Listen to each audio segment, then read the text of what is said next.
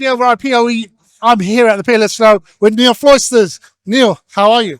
I'm very good. It's the first time I've been here. I don't really like cricket, but it's a lovely event. I don't like cricket. There's a song about that, isn't there? I love it. Listen, Neil, a lot of people don't know you create a lot of content. And what I love about your content is that it's authentic. You've got a lot of technical knowledge, but you're able to kind of articulate that in a way that the normal system integrator, normal consultant, that's not the cleverest, like me. Come on. I can comprehend what you're saying and really understand what you're talking about and the takeaways from that. Tell me a bit more about how you go about doing that. The way I've always positioned it is storytelling. You know, you can have a great product, you can show the data sheet, the spec sheets, speeds and feeds and all that kind of good stuff, which I love. We can geek and tech out on that. But when you're talking to actual customers, you need to be able to tell them a story. What's the value going to be to them? How's it going to change their life? How's it going to make them more efficient? And really, it's about being authentic. There's loads of videos that companies make. They got big budgets, actors and scripts, and everything is so highly produced. But what actual customers, what human beings want is real. We were just talking about, bringing the family into it and showing the behind the scenes, because we're all humans at the end of the day, and people don't really want to be sold to. People want to buy into authenticity and believability in the fact that what you're selling is honest. And again, if I can come across and give you the facts and demystify something that's quite complex into human speech and deliver that message and story for any brand out there and help a customer understand how the technology can benefit them, that's essentially what I'm doing through the art of video. Some people do it through written stuff, blogs. Some people do it on audio and podcast. Video is just the platform I've just used and become good at.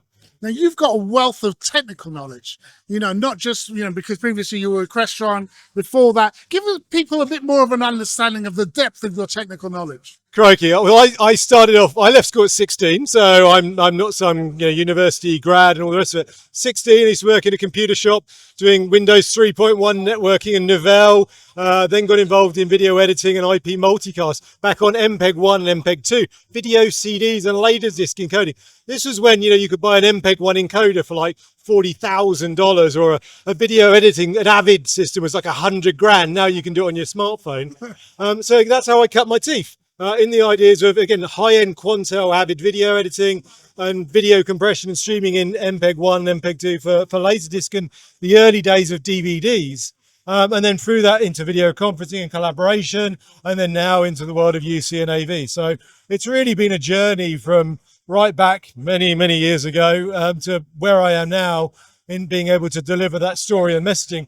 I used to be quite technical. You sit there command line in Linux. I now say I'm a PowerPoint techie. If it's in the slide, I'm good, but I still get geek out on some stuff. Home Assistant, love it. Home Assistant. If you're in a Home Assistant, love that. Sit there writing YAML code in Home Assistant. So tell me the value proposition of, let's say I'm a vendor. And I'm looking at my marketing game and I'm thinking there's something missing here. I need to get onto these boys that are creating content.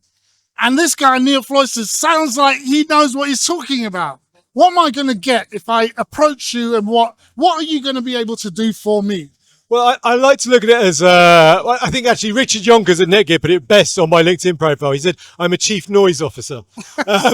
So a CNO, that's the thing. But really, it's about being a brand ambassador and being able to make a brand more approachable, bring it to life, and again, give that storytelling aspect about very highly complex and technical solutions and products, but make them more accessible and digestible to the end user, and how that's going to then impact their business, or again, make them more efficient, give them more value, whatever it might be.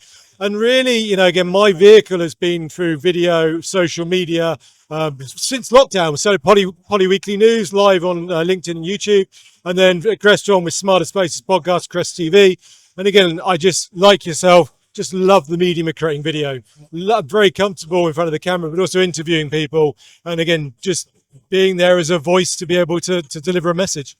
And one of the great things is actually what you pointed out something, because traditionally this has been like, get the techie guy, put him in front of a camera, make him really feel uncomfortable, and then have him spew out a lot of technical data.